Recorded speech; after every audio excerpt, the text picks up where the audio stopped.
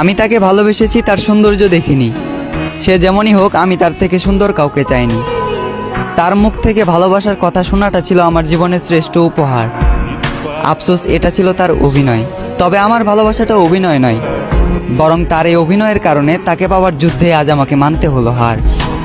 একটা সময় হাসির রাজ্যের রাজা ছিলাম, আজ সেই হাসিটাকেও হারিয়ে ফেললাম।